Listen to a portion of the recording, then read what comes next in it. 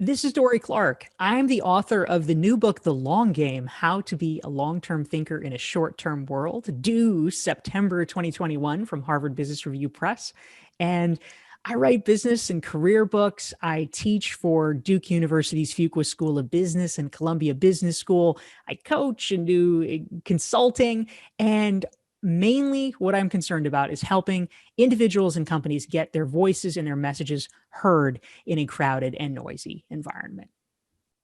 Dorie, I am so excited to literally talk to you because we've known each other for, God, we've known each other forever. We met when I was in the media. So I was on the Maddie in the Morning Show as a producer. I started in 1995, not to age anyone, but I know I'm older than you anyway. And you were teaching at Tufts University, and you asked me to come to your classroom. And I remember coming to your classroom and speaking and shocking your class because they would ask questions and they just assumed how I would answer them just because of the way I looked. And I would say things that I swear to God, I use this example all the time where someone asked me something and they were like, "What do you mean you're answering it this way?" I'm like, just because I look like this and just because I'm a girl doesn't mean I have to answer it the way that you assume. I'm not textbook and neither should you be. And you literally have evolved into teaching so many people just that, not to be textbook, not just to be that automatic cookie cutter thing that we see all the time. And I follow you, I stalk you. I literally am on your listings. I stop my day just to see how you interact with people, like people from all over the world that are specialists. They're specialists and they open up to you in such a way that you make it so comfortable, which I love. So that was me like giving how much I adore Dorie. But I want people to get to know who you are first, because you didn't just start from being a teacher or writing all these books. You came from somewhere. So one, where are you right now? But also, who is Dorie? Like, talk to me about Dorie, besides the cat that I just saw. Was that a black cat? You have a black cat? I have a black and white cat. Okay, so I sound like I go, holy moly! I go, that's legit. She has a black cat. Love it.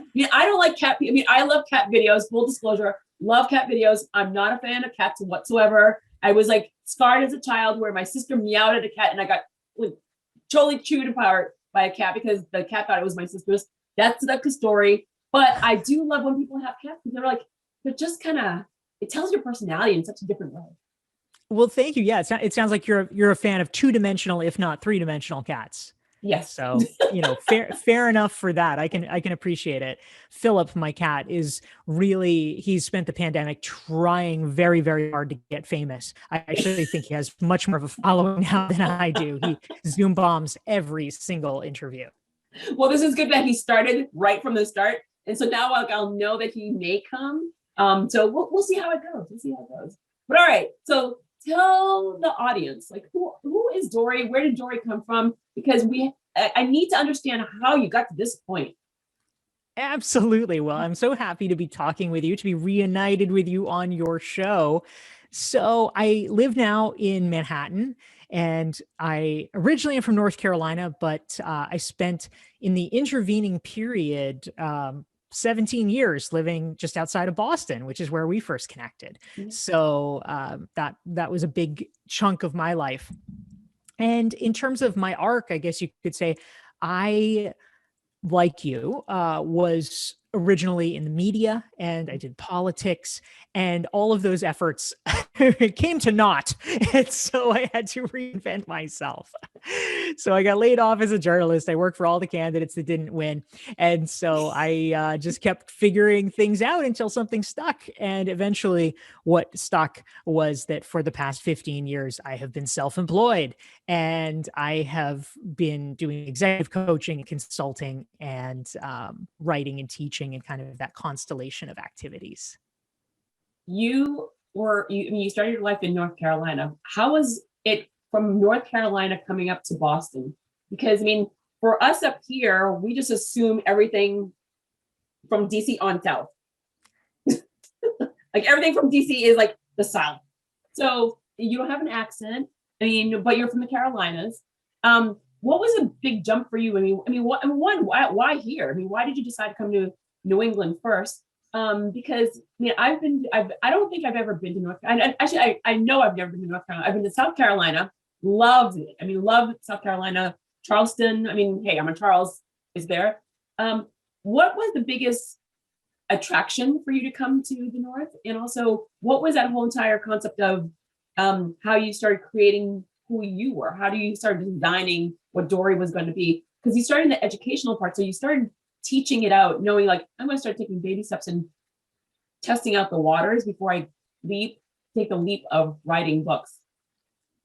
Yeah, so eventually kind of worked my way north. I lived in North Carolina in a small town until I was about 14. And then I decided that I really wanted to get out. I was not digging this little town that I grew up in. And, I realized I was gay and I'm like, oh my God, I'm never going to get a date. So I had to do something. So at 14, I went off to a early college entrance program that they have at Mary Baldwin University in Virginia. So I did that for 2 years, and then I transferred and I completed my final 2 years at Smith College in Western Mass, where I thought, yeah, I should be able to get a date there.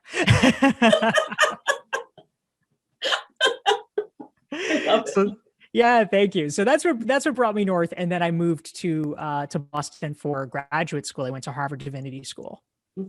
All right. So I love how your vehicle of getting to different locations was a date. I just want a date. Like, I mean, in goodness gracious, like I think I should like go that route of like just like maybe if I just leave where I am, I could get a date because that's all we need. And during the pandemic, if you can get a date during the pandemic, that was like a plus right there. Seriously, I just got back from Dubai, and I literally went to Dubai. You just went to Dubai recently? Yeah, I got back on Saturday. You have traveled to Dubai, which of course, like I go the whole entire concept of we're not supposed to like leave. I mean, like how so many things are booked up right now because all the different holidays, whether it's Mother's Day, whether it's been Christmas, whether it's Thanksgiving, everything in the States are booked up because we can't leave. And so now, how did you even navigate that? And how was the process once you like the traveling, being on the flight for so long with a mask on, and then once you got there? Yes. Well, so technically it's not that we're not allowed to leave, it's that other places mostly don't want us. And so that's the distinction. That's so harsh. It's so harsh. Yes. So for instance, Europe is blocked to Americans now, which I suppose is only fair because America is blocked to Europeans. So there's a little bit of quid pro quo there, but there are some destinations that are a little more bullish on having tourists. The Caribbean being one, for instance, Dubai being another. And they are really glad to have visitors. And so you have to take a PCR COVID test right before you get on the plane, you have to have the results within 3 days before. And then when you come back to the States, you have to have a negative COVID test before they'll let you on the plane. So there are safeguards in place. And I was fully vaccinated by the time I took the trip, so I was not hugely concerned by it. But the travel was, I mean, it was actually relatively fine. Aside from that logistical hassle of like figuring out, okay, in a foreign country, how do you get a COVID test? How does that work? Yeah. Turns out, perhaps not surprisingly, hotels are used to it now. So there's a concierge service that for a fee will come to your hotel room and poke your brains out with a COVID test and email you the results. So that was actually kind of handy. But aside from wearing a mask for way too many hours, which was not incredibly fun with the chafing, overall, it was a fine process and felt actually relatively normal in the scheme of things. Wow, that's amazing. I mean, like I cannot wait. So my brother works in Dubai. And so that's going to be like, and I keep thinking like, I can't wait for my first trip to go. And I'm like, that's a lot of hours to be with a mask on. But I mean, and that's like so simple, but that concierge and how they've navigated towards that, that's brilliant. So brilliant. Okay. So you're traveling, I'm sorry, before you're traveling, you are now navigating what your path is going to be. You are you're teaching classes. When you were teaching, and also when you were in your education, what was that? What was the path that you wanted to go? I mean, was it communications? Was it public relations? Was it being the voice for a politician? I mean, what was it? Because you have done a lot of different things, but you've been the voice. You've been the voice behind a person, behind an entity. You've been the storyteller. Was that what your plans were at the start, or is it something that just kind of landed on your lap? Well, I would say actually my first plan was to be an academic. And so after I got my master's degree, I applied for a doctoral program. Technically, I applied to 3 doctoral programs and I didn't get into any of them. So I then had to recalibrate. And so it really didn't occur to me that I wouldn't get into any of them. So it was a bit of a shock and I had to think fast. But I came up with what I considered to be kind of the next best option, which was not a bad choice, which was journalism because it had similar elements. You know, there's writing and speaking and ideas. And so I worked as a journalist for just about a year at the Boston Phoenix, which is the now defunct alternative news weekly in Boston. And unfortunately, this was 2000, 2001. It was right around the time that Craigslist was starting to gain in popularity. And so the news industry, I mean, a lot of people don't realize, I'm sure you probably do, but the year 2000 literally was the most profitable year on record for the newspaper industry. And then it just all collapsed almost overnight because of the internet. So by 2001, I got laid off because the Phoenix was hemorrhaging because they made almost all their money from certainly there were regular advertisers that were advertising, but a big part of their money came from classified ads, especially porn ads to be specific. And Craigslist. I wasn't going to go there until you went there, but I swear to God, when I started in radio, I was a second grade teacher, and I remember I had to like book guests. And I'm like, well, how do I find them? They're like, I go just to the back of the Phoenix. I'm like, okay. I swear I thought they were real people. Like, I mean, they were real people. I had no idea that was even a thing that you can get porn ads on. It was a Phoenix, the Boston Phoenix. It was a shocker for me. But it was good money for the Phoenix. It was great money for the Phoenix. Yeah, absolutely. It kept it afloat. I mean, you know, it's like a lot of things. I mean, there actually was legitimately great fiction in Playboy. You know, smut can fund and sort of be laundered into some valuable things. But the rug got pulled out from under it.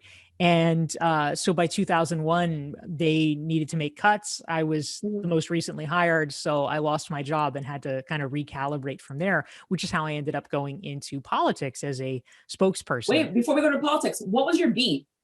For anyone that's listening, what the beat is, like what is the subject that you cover the most? Yes, local politics, local Boston politics. Perfect. Yeah, it was a great education. It was terrific, but it's of course sad to see how journalism has suffered in the past 2 decades, and you can kind of imagine all this trajectory. I mean, about 40% of newsroom journalists have lost their jobs, 40+% in the past 20 years, and often the ones who are the first to lose it are the ones who are covering local politics because it's less sexy, fewer people are interested in it, but it really provides an important civic watchdog role to have people actually investigating and interrogating the mayor or the city council or what have you. And so when you have your eyes off the ball, a lot of chicanery can take place in the dark. When you were in, you're covering the local politics, and remind me, was it just Boston, or was it, the surrounding town? Like when you're saying local politics, was it a specific location, number one? And number two, for anyone that knows Boston, our local politicians are the ones that are Shady McShadies. So I felt like you were a very busy person at that time. I'm assuming you were a very busy person at the time because there were so many stories of that reporter watching that one local person that thinks, oh no, they're just watching the governor, they're just watching the mayor of Boston, Mayor Menino. They're not looking at us little guys. But those little guys are the ones that are a little bit more shady. Not all, but a lot of them tend to be a little bit shadier. I think that your job would have been the one that would have been kept because you're keeping the community, the constituents protected by telling them what's happening. Is that not the case? I mean, the Phoenix was a publication that was, I mean, let's be honest, it was kind of like for 23-year-olds who wanted to know where the dance party was. Like that was sort of their readership. And so do they really care what the city councilor from West Roxbury or Hyde Park is doing? I mean, not so much. Like, they whatever, they live in an apartment in Alston Brighton for a year and then they move to somewhere else. And so I understand why it was the beat that was cut, although I think it was unfortunate. But yeah, I covered, when I say local politics, it was kind of Metro Boston local politics. So mainly city of Boston, Cambridge, and Somerville. But yeah, we uncovered some real stuff. I found, I was able to suss out a DUI and, it's exciting stuff. Oh, how did that job? I mean, you lost a job, but then you started working directly with those politicians. I mean, how was that where I'm the reporter now going in and I'm working and I'm the voice of those politicians that are running? Yeah, well, I think that people sometimes have weird ideas. Like, when you work in politics or you work doing sort of press communications type stuff, people will sometimes ask, like, oh, so I mean, would you work for anybody? And it's like, like what kind of a question is that? Like, I don't even know what kind of a person would work for just anybody. Like, I mean, it's just ridiculous. You have to be a pragmatist fundamentally if you are in politics. And so the candidates that I worked for, did I agree with them 100% of the time? Of course not. There's not anyone in the world that I'd agree with 100% of the time. Did I find them annoying sometimes? Sure. But, in general, you want to work for someone that you feel like, in general, it would be a good thing for democracy if they won. Yeah. So, based on the available options, would this person advance America or would they cripple America? And so I ultimately felt good about the people that I was working for. But as you mentioned, they didn't advance. So they didn't advance, and you could have either gone back to journalism, the newer way of the way that journalism is, or you could have been a communications maven for a big agency. You could have gone to another candidate. Why did you decide to go the route that you went to and started you started teaching, but then you went to writing books? Most people would have never gone that route because everyone has heard the trials and tribulations of writing a book. It takes a lot of time, a lot of commitment. What is going to be my voice? What is that going to be, that thing where everyone's going to know me for? So creating your nice brand, but also who's going to read it? Who's going to engage with me? So from everything that you've experienced from this point on, how did this book, the first book, come to be, and how hard was it? Because there's a lot of people that are listening to you right now. They believe they have a voice. They believe they have something to say. They have no idea how to package themselves. They have no idea where to start. I mean, the commitment to sit in front of your computer to write up to 300 pages, give or take, is so daunting. So this is a very loaded question because I want you to spend time and just talk without me hearing my voice. But how did you get to this point, first book? How did you sit down and commit yourself to writing the book? And what were your words going to be to create the first piece of your brand? All right. Well, there's a lot there. So I'll just sort of dive in midstream and we can rewind or accelerate as needed. But I would say a couple of thoughts. So the first one is that after the political campaigns ended, I worked on a governor's race and on a presidential race. I actually felt like it wasn't really an option for me to go back into journalism because, as you alluded to, journalism has changed a lot in recent years. But when I left journalism, I mean, it really was kind of a red line. When you go from covering politics to then working for a politician, it was essentially considered like, all right, you've taken yourself out of contention. You have tarred yourself as a partisan. And so there's not really an opportunity to go back. Now the line is a lot blurrier. It would not have been a problem. But back then it was a hard decision because it really felt like I was making a kind of irrevocable choice.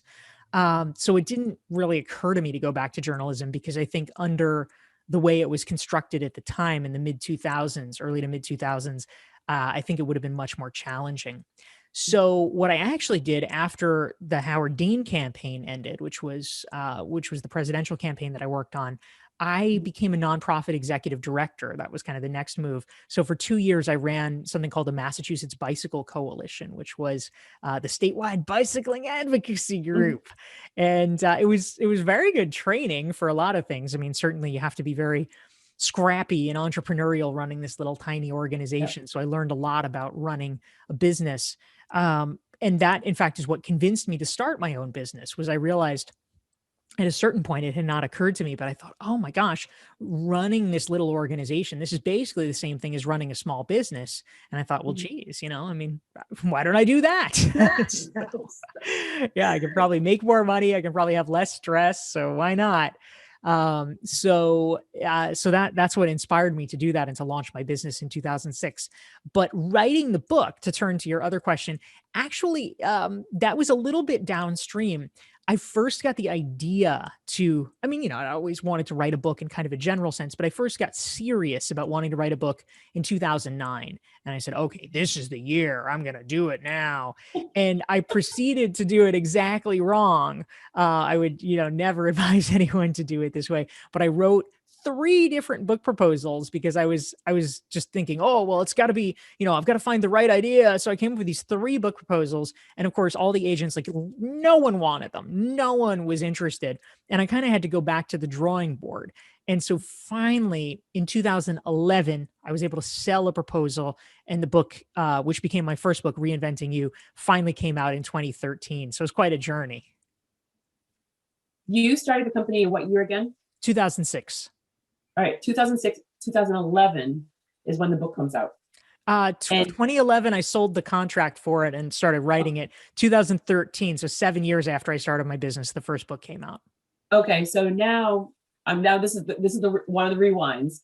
The business itself. So I see Dorie as a consultant. I see Dorie as an author, but the business part of it is what I'm not, that I don't associate with you with, because it is something that I feel you don't promote as much, because I look at the books, and in the books that are great, and you're speaking. So talk about the company, and then talk about how it changed, how it evolved when the book started. Yeah, absolutely. And the books really were kind of a pivot point or an inflection point. So I think that is not wrong. When I started the business, it was definitely very different than it is today.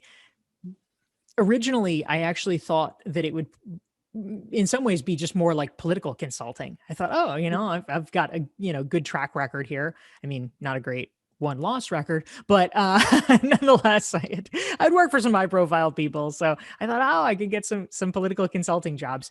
And I did a little bit of that. But the truth was, most of the people that hired me were from nonprofits or from government agencies. They were just kind of contacts and people I had developed over time with my network. And so originally, I was doing essentially marketing and communications consulting for these entities, B2B marketing. And, that was great. I had built up, a nice business for myself. I would not say it was super earth shattering, but I was making a healthy living, and it was definitely a going concern. But I wanted to continue growing it. And I realized that I was, and, nowadays I advise a lot of coaches and consultants on similar things. I realized I was hitting a wall, because if you only know a certain group of people, your referrals are basically going to be more like that certain group of people. And the problem with, if you know a lot of people in the nonprofit and government space, is that no one has any money, and there's like no path to knowing anyone who has more money. So I somehow had to change the dynamics. And that's why I got serious about wanting to build my brand through content marketing and content creation, so that I could expose myself to new audiences of people who could discover me and perhaps hire me? What was the biggest fear? There's so many people out there that they say, I want to make a change. I want to add more things to my life. I want my voice to be heard. I have all this knowledge. I have all this experience. I want to get my voice out there. And fear is by far the biggest wall that comes up. And once they get past the fear, it's just now they're looking at what other people are doing, and then they're being distracted because they're like, well, that person's doing it that way. Should I be doing it this way? What was your I don't know, let's just use the come to Jesus moment of realizing I can't let fear, or I can't let time, and I can't let other people get in my way of getting to my goal. So how did you achieve that? Because there's so many people that, because of the pandemic, they are realizing, I don't want to go back to work the way it was. I'm very comfortable being my own boss in my home. I want to do something more, but I'm looking at all these outside elements, including my own personal fear. What got you to that, the next step in regards of evolving the company to where it is now? Yeah. Well, so I always have an interesting relationship around this question of sort of overcoming fear or overcoming imposter syndrome or something like that, because the truth is, well, I absolutely know and validate for all the people out there who are feeling it, that it is super common to feel imposter syndrome and things like that. I never really did. I was just like, yeah, people should hear from me. And I mean, honestly, I look back and the stuff wasn't great. Like, it was fine. It was fine enough. But obviously with, 5 years hindsight, 10 years hindsight, now, with that much more experience, of course it's way better. So the things that I did early on, they were not that earth shattering, but I was not aware of it at the time. I just had enough confidence. And I mean, I think the best advice that I can give to anyone who's struggling is, like, don't look at like Malcolm Gladwell and be like, why God, why? I can't write that well. Like, don't look at that. Just look at the jackass who got published and you're like, how did he get in? Because that's the more salient thing, right? It's like, if he can get in, you can get in. Focus on that. I love how you just said the imposter syndrome twice, but yet you answered it the way I answer it, where all right, so I give zero power to words. I give zero. So the cancel culture, imposter syndrome, I get them during Q&A myself, and it just makes me angry. Not even upset, it makes me angry, because I feel like when people are using those words, you're automatically setting yourself up for failure. You said, I automatically believed and I knew that I belonged there. So it automatically eliminates that word. A lot of younger people, a lot of older people, I mean, a lot of people are literally holding on to these words, and they're like, well, I have all these degrees and I've done so well. I've been in this company for 30 years and I'm retiring with a watch, and I've done everything. But now someone just told me I'm an imposter. And so what are we to do with these words that are coming up, that people keep adding these words into our ecosystems? And there are people out there that are just choosing to take a step back or 3 steps back because someone planted a horrible seed. So how did you deal with that? And also, overall, you're speaking to people, you're dealing with a lot of individuals that are probably getting fed these negative words. How does one take that off the plate so that they can focus on the bigger picture? Yeah, it's a really good question. I mean, imposter syndrome, I think, can be certainly, I'm sure it's a useful frame for some people. I mean, I'm sure there's some folks who have, sort of felt these feelings, and then they hear a name for it or a frame for it, and they're like, yes, that's it. That's what describes how I feel. And so that, that's always useful if you can help someone with this kind of amorphous constellation of things. Like, I mean, it's like getting a medical diagnosis, right? It's like, well, I had an upset stomach and a fever and I didn't know, but now I know it's this. And so I went on WebMD. That's right. That's right. But sometimes it can, if you have the clarity, then it gives you some tools to know what to do with it, or to actually be able to wrap your arms around it so that you can move past it. I certainly agree that there is oftentimes some excess wallowing in these ideas, and ultimately, I have a new book that's coming out in September. It's called The Long Game. And it is basically what it's about. The subtitle is how to be a long-term thinker in a short-term world. And one of the drums that I beat in it is that for so many people, one of the big problems is that success honestly takes a long time, and we think we know it, we claim we know it, like everybody's like, yes, nobody's an overnight success, blah blah blah. But the problem is that there is a huge difference between knowing that intellectually and actually knowing how it plays out. Because so often I see people, I talk to people, and they know that doing something once isn't necessarily going to be a lightning strike, but they do it half a dozen times. And then they say, well, I tried that, it didn't work. Well, the truth is, a half a dozen times, like, actually, oftentimes it's more like 100 times. It might be 1,000 times that you need to do it. We need to get clear on what, an overnight success or not an overnight success looks like. And the victors in our society are going to be the people that are willing to persevere well past what you want to do and well past what you think you ought to be doing. Because it's in that gulf, in that sort of dark night of the soul where you're not getting any external validation. That's where you can push through and create an insurmountable advantage of yourself as compared to your competitors. You just talked about the long game. You talked about the first book. There's a lot of books in between. That first book wasn't the greatest, but it got the job done. The book actually was pretty good. I'm talking about like my old blog posts and stuff. So that's the first book pivoted your company. You've had many books in between. You have the next one, the last one, well, the most up-to-date one coming up. What did you learn during that process?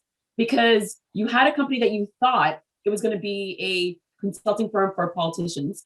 You decided, maybe I'm going to have to convert this a little bit. The book catapulted you on a global level where so many more people got to see and meet and hear what you had to offer, got you a lot more jobs, got you a lot more books. But what was that? What was it like? Because you wrote one and then all of a sudden the attention. Did you give more attention to the books or more attention to the consulting? What was it like? Yeah, well, certainly in pretty short order after publishing Reinventing You, my first book, I was very keen to get going on my next book, which was called Standout: How to Find Your Breakthrough Idea and Build a Following Around It. And part of the reason was I had a hypothesis, I guess you could say, that what I really needed to do in order to get momentum for my career was to do at least 3 books, preferably 3 books in quick succession, so I could just establish myself and get myself out there, get my ideas out there. And is that the norm that most people do 3, or is that just your norm? No, that was just my idea. That was just, I'm like, okay, I need to just be banging these things out, because I figured that would be the best way to, there's sort of a saying sometimes that the best way to market your first book is to write the second book. And so I figured that I needed to demonstrate a wide intellectual range. And what a book is, honestly, is it's kind of an excuse to do PR. It's like a hook. And so, 100%. I figured I needed more hooks. So almost immediately after Reinventing You was published, I sold the contract for my next book, Standout, and then was able to get that released almost exactly 2 years later. And then I wrote my next book, Entrepreneurial You, that came out 2 years after that in 2017. So this is my longest gap without a book, between 2017 and then fall of 2021 when The Long Game is released. The longest gap, but we had the time. Yeah, exactly. We had the time to get more books out. When you are working with anyone, what is your number one priority now? Because again, when you're working with a politician, your goal is to get them elected. When you're in the media, your goal is to share a story of the community, of the constituents, of whatever's happening. But again, you're helping to serve the community and the constituents. What is your goal now? Because you do have many books. You have your consulting firm. You travel around the world. So your story is no longer localized or even US based. It's global because you can like grab from any direction. But what is your mission? What is it that you want to leave behind? Every single location you go to, I want to leave a little piece of Dory behind. What is that leaving behind? Well, I think in a broad sense, whether I'm consulting for a company or coaching someone or even just the content that I have in my books that I hope will be useful to people, what what is exciting for me, it in some ways it's not different than being press secretary or something like that, right? Because it is helping to amplify and get the word out about the people that I'm working with and working for. But also, I think at a kind of more fundamental level or foundational level, it is to deconstruct the process. Because one of the things that is very irksome to me is that when I was starting out in my consulting business, I realized that a lot of the elements of success were very opaque. And you could see that, like, oh, well, the successful people are doing this and this and this, but there was absolutely no information about how regular people could do this and this and this. And it just was a huge mystery. And it was vexing to me. I realized, okay, if you are already friends with those people, then you can find out. But beyond that, there's nothing. And to me, it just seemed like a way of perpetuating inequality. And I don't necessarily mean, with any great political overtones, but I mean, at a fundamental level, it's just like, look, people are keeping secrets because they kind of want to hoard something. And I think that's fucked up. I don't like that at all. It makes me angry. Did you just cuss on my podcast? We don't cuss here. Dory, you're the first person to beep, cuss. Beep. I will not edit this out, but we don't cuss. Yes. Okay. Good. I just had to have a mommy moment. My bad. So I wanted to provide tools for people so that they could figure out how to unravel those mysteries and get their best ideas heard, because I did not want it to be some little cabal. I 100% agree with you because I meet too many people that they're like, oh yeah, I'm going to die with my knowledge. I'm like, what do you mean? What do you mean? You can share so much of you. They're like, I go, well, I'm a one-trick pony. I mean, I hear those comments all the time. Where like, you are not a one-trick pony. I go, and if you die with your knowledge, it's a sin. I feel like it's a sin. All right, what are you doing here? I mean, like, this is your opportunity to give back. And a lot of people are unaware. They're unaware of the value of them giving back. And they're unaware that there's someone that can help them through the process. Because most people that I hear this from the most are, I'm retiring after being at a GE for 25 years or 30 years or 40 years. And now what am I going to do? I'm not a golfer. What am I going to do now? And they're not realizing that they can take that knowledge and blow it up until they meet you or they read your book. When you decided to start this company, I mean, you had the entrepreneurship in you, but you didn't know how to start a business. So, or did you learn because you were in the bike sharing business? Did you learn a lot of skill sets there where it helped you develop your business? Because again, going back to we've been in a pandemic for over a year now, and individuals are thinking about, maybe this is my time to do something. So what were your highs and what were your lows of starting your own business, coming right, like having no knowledge whatsoever, but what were the good times and what were the bad times and what were the clear learning lessons? Because again, I'm not saying that the books don't have stories about this, but this is something where you're seeing the conversations about small businesses dying, but they're not. You're seeing the stories about how there's not enough entrepreneurs out there or innovators, but there's tons of them. You are all of that. So how was it for you when you started your business? And also, like, what were the good, the bad, and what are the learning lessons, the walkaways? Yeah. So in terms of learning to start a business, I certainly had never launched one before. I did learn a lot about operating a business from running the nonprofit, so that was helpful. But I spent about a year in between thinking that I was going to go out on my own and actually doing so. And during that time, I mean, I was doing like, it was really nothing fancy, but it was helpful. It was like all the things that anybody can do who's thinking about it. I took a bunch of classes at like the Cambridge Center for Adult Education. I took classes in how to do QuickBooks and how to create PowerPoint decks and, all these really banal things, but I needed to learn them. And I checked out a million books from the library about all kinds of things about business and entrepreneurship, and was just really trying to do research because I didn't really know any entrepreneurs. I didn't have those connections at that point. So I had to figure it out. So in terms of highlights and lowlights, I mean, certainly it was exciting to be able to do it.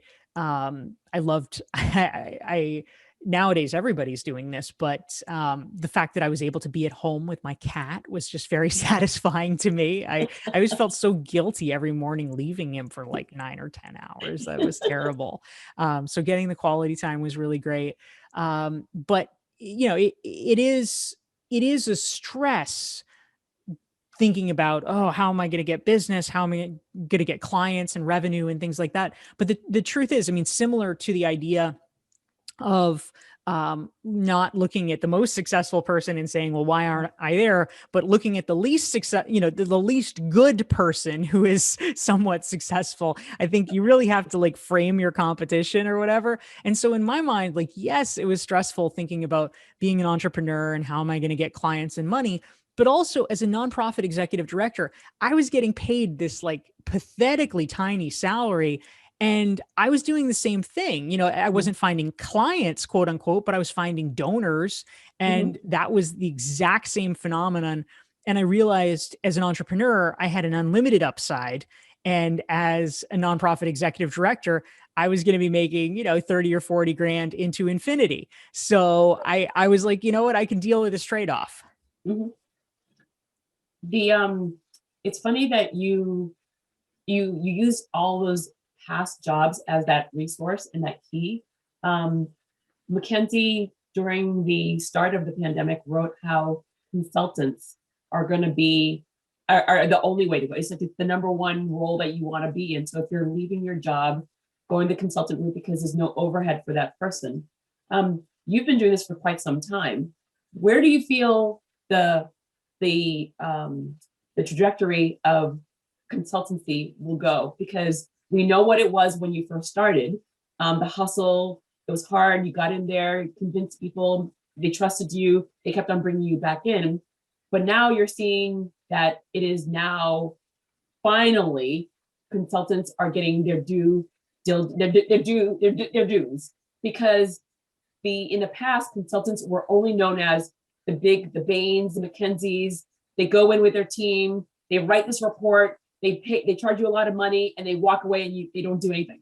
And then you're like, great report, but I'm not doing anything. My company hasn't moved, which is what everyone knows a consultant to be. So they get a really bad, they have this really bad track record. And the name consultancy like makes people cringe. The small businesses, they cringe.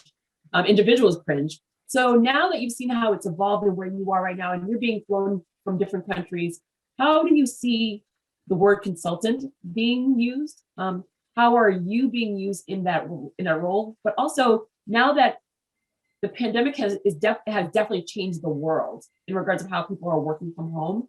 A lot of people are getting laid off, but they're still being hired by their companies. They've been laid off, but I still need you, but I don't want to pay the overhead and I don't want to pay for your medical. So how do you see this realm of consultants evolving in the future?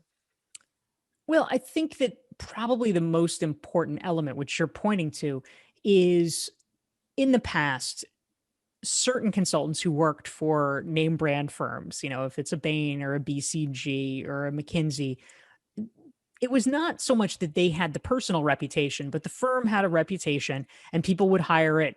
Sort of in the old timey spirit of, nobody got fired for hiring IBM. And so similarly, it's like, well, McKinsey told me blah, blah, blah. And then, okay, you've just absolved yourself of responsibility. McKinsey says it. So, you can kind of, they can kind of coast and come in on the firm reputation. If Mhm. you are a solo consultant, however, or, potentially like working for a boutique firm, certainly it's much harder because there's not that institutional imprimatur behind you. And so I think one of the key challenges, and this is something that I've really devoted a lot of my work to, and it's like literally the whole point of this book, my second book, Standout, Uh-huh. is that the most important thing any of us can do is to fight back against being commoditized. Mhm. And we have to make sure that people know about us specifically and want us specifically. Because a consultant, I mean, whatever, who needs a consultant? Like, this is not like, you need a heart transplant, you need a heart transplant. Like, nobody ever died because they didn't have a consultant. But Mhm. if you can create the kind of brand and reputation, to create a reputation as a recognized expert in your field, that overcomes any hesitancy that people have about a consultant in general, because they want you in specific. And that enables you to work with the clients you want to work with. It Yeah. enables you to charge the fees you deserve. And it enables you to have the kind of interesting projects that are really fulfilling. I feel that everything that you're saying is a duh moment. I mean, honestly, when I speak to people and tell them, I'm like, everyone needs marketing. You get up in the morning and before you open your eyes, you're thinking about what you're going to wear. You're thinking about if you're going to comb your hair. You're thinking about if you're going to brush your teeth. You've already started marketing. When you're little, we'll call it, you're being told like, hey, we're going over Dory's house. Say thank you, look her in the eye, be nice. I mean, so marketing, branding, it's always been part of it. So I feel like what you're saying is a duh moment. What, like, who is the best customer for you? And also, when you have those customers that they know they need you, but yet they don't, they know they need you, but they just don't want to do it, or they don't know how to navigate towards it. And they've had a bad experience. They think that the fees are too high. How do you convince a business or an individual that they need to bring someone in? Because sometimes I tell people, you may not want to hire me, but you need to hire someone. That's how much I care about you. You need to hire someone. So, what are your biggest problems? Because a lot of people, and I always go back to like what's happening in the pandemic, and a lot of people are looking for their own ways, and they're thinking maybe someone doesn't want me. But I always say there's always an audience for you. But how do you convince that person that I'm here to help you? Because they're reading your, no, literally, they've heard about you, they've gone on LinkedIn and they've seen, I mean, for anyone, you have to go on LinkedIn and see Dory's classes. Because I mean, you make it so easy for people to learn from you. You've given them so many different ways. You have the book. I mean, there's everything. You've thrown everything to the wall, saying, "I'm screaming at you. I want you to succeed. I want you to succeed." And then now they sit down with you and they're like, so what do you do with me? Like, what do you do with that individual that is like they're just not aware of how to get out of their own way?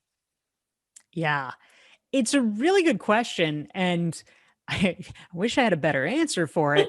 The way that I think about it is, in my work, I sort of think of myself as a private school teacher, not a public school teacher. Ah, Like, if somebody's not interested in learning, if somebody's not interested in doing the work, if they're, hemming and hawing forever, um, a public school teacher would say, "Oh my gosh, how can I reach them? Every child deserves an education. How can I encourage them to love learning? And how can I, bring them into the fold and ignite this and whatever?" I'm kind of, I'm like, that's noble. God bless. I'm the private school teacher. I'm like, you know what? You don't want to do this? Get out. Gone. Gone. I'm here for the people who, yeah. you need to be at the well and you need to be drinking. And I want people who want to I'm learn. clapping, I'm snapping, I'm like, yes. Yes. Oh my God, so good. What a great analogy. Thank No, you. well, no, I literally, this is dead talk because like I stopped you midway, but I mean, no, that is such a great analogy because so many times people just assume that if I'm paying you, you have to kiss my butt, and I go, and you have to force me to love it. I'm like, I go, I shouldn't love it as much as you do, and for you to just say that, no, it really opens up people's eyes to even hear the analogy, making it very clear to them the difference in regards of if you don't want to be here, go away. go away. Because yes, could I steal your money? Yes, I could totally steal your money. I could take your all these checks, but I'm not helping you. And the fact that you want to make sure that they succeed is so important. And this is one of the reasons why I said it before, and I'm going to say it again. You provide so many ways for people to succeed. The LinkedIn interviews, the chats that you have, the online, the newsletters. I mean, I usually delete subscriptions. Yours is, and it's not because I know you, but because it's straight, clear content. Straight, clear content, user friendly. You read it, digestible. I'm like, oh, you know what? Dorie made me think today. Dorie made me think today. And I think that so many of these companies just don't do that. And I think that, and I will always push this out because I share your content with a lot of people because I hear it and I'm like, I go, well, I just saw it on a newsletter that Dorie put out and I sent it out to you and people like really engage with you. So I do love that a lot. I've taken so much of your time. I go and I just have 2 more questions to ask you. Actually, technically 3 because the last one is twofold. Where you came from to where you are, your family, your friends, could they have ever imagined where you are right now? I think yes. It's I mean, I hope, right. I have aspirations for successes, hopefully that are even greater than what I'm doing right now. But I think that when I was a little kid, I was, for whatever good or bad it says about the evolution of my personality, I feel like I'm not that different than I was when I was a kid. And so I was, I liked writing, I liked speaking, I was, fairly gregarious, and I liked politics and I liked journalism. And I think that it would not, maybe the particulars, but I don't think it would have been a shock that I'm doing the things that I'm doing right now. Was there anyone in your family that was in politics or in the media? Yeah, actually, it's really funny. Last year I discovered that, turns out my father was not actually my father. This other dude was, and the other dude, was, I find out belatedly, in politics and in journalism and was an entrepreneur. Way! Yeah. I'm like, whoa, well, I guess that's maybe, nature, not nurture. So that was very interesting. Oh my God. That's like the coolest thing ever. That is like crazy cool. No, I'm not, that's legitimately like amazing. Okay. I have to, I'm going to say it, like literally Dorie saved me because I've never had a situation where I had a recording snafu, and Dorie saved me because I have been like recording so many of these and I didn't back up a lot of things. So Dorie is saving me by being so patient and giving me more time because we had to record on her side. So yay, Dorie. All right. So my last question to you, my beautiful friend, if you had and I ask this of everyone, and no matter how many times, because I will come back to you again, and I'm pairing people together to have conversations, but I will always ask if you had a personal ask and a professional ask, because depending on the day, depending on what's going on, what would your ask be? So 2 answers, your personal ask and your professional ask. And sometimes people ask for personally and for professionally, but they don't ask for personally. So I ask for both. Yeah, thank you very much. So sort of the ask to the listener, the ask to the universe. I will say, I mean, yeah, probably the easy one is the professional one, because of course, as we mentioned, I have a new book, the long game, that's coming out, and so I'm very excited about it. And I would love for people to potentially check it out if they are interested in the topic of how to be a long-term thinker in a short-term world. So it's available now for pre-order. It's up on Amazon and Barnes and Noble, and of course, starting in September, you can actually get it, right then. So I'd love for people to order and or pre-order it. That would be amazing. And I'll also say in just appended to that, so you can be notified, you were kind enough to mention my newsletter. If folks are interested in joining and checking it out themselves, you can go to dorieclark.com/subscribe, and you can sign up to get that as well. And hopefully you will dig it just as much. And so for the personal ask, normally, I mean, we'll see how this goes, right? We'll see. I don't know. But yeah, normally, like the obvious thing would be like, like, does anyone know any like eligible like ladies? But I actually just met someone, and it's like maybe kind of going well. So I don't know. We'll see. So for now, I feel like I'm okay on that front, provisionally. So we'll see. But overall, I'm feeling good. So thank you for giving me the opportunity. I am so proud of you for doing that. You know what? I always say, this is why I say personal asset and professional asset, because I go, we got to take care of us to take care of the business. So good girl. Love that. And you know what, just so you know, so I have Post-its all over my wall. Oh, very nice. Wow, what a prop. Yeah. So I literally have I have rabbit hole, because whenever I'm going down the Amazon or whatever rabbit hole, playing the long game, the universe is awesome. And it has your back. Oh yeah, I have reminders. Yes. So when you said the name of the book, and just because I tell everyone, I do on purpose, I don't do any research on anyone I'm speaking to, because I want to have a conversation with you, just if I met you at a bar or wherever, so I'm catching up with you. So I don't want to ever know anything. I would rather just talk to you. And so when you said that, I'm like, oh my gosh, she has it on my wall. It's on my wall. It's Bashert. I love it. All right, wait. So, all right, one more thing. Can you tell the titles of all your books? Because I want everyone to hear the titles of all your books. Oh, okay. The full titles? Or? All of them. All of them. Okay. This is your moment. This is like, I know things, because we talked about the first one, we talked about the last one, we talked about the second one, but there's more. I could see right behind your ear, the poster, the frame of your first Good book. eyes. Yeah, that was the first book.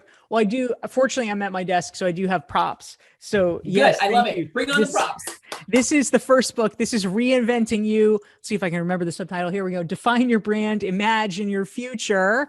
I read that one, so I love that one. Yep. Oh, amazing. Thank you. This one, the second one, I held this up before. Standout, how to find your breakthrough idea and build a following around it. This is basically like how to become a recognized expert in your company or in your field. And then so that way for Standout, which I love that one, because I tell people that all the time, you need to stand out. But in regards of people are focusing so much on when they think about standing out, they think about themselves. They never think about standing out inside their company. Can you say just like a sentence about how important it is to be a standout inside your company? Because sometimes people think, oh, it's too arrogant. I don't want to be the loud person if I stand out. Yeah, exactly. People are often worried about that. But I know from personal experience, like maybe you should also be worried about the reverse, which is if you don't stand out enough when it's time for cuts, guess who's going to be cut? The person that they're like, well, what do they do? Yeah. So great. It's better for people to know at least a little bit about the value you provide.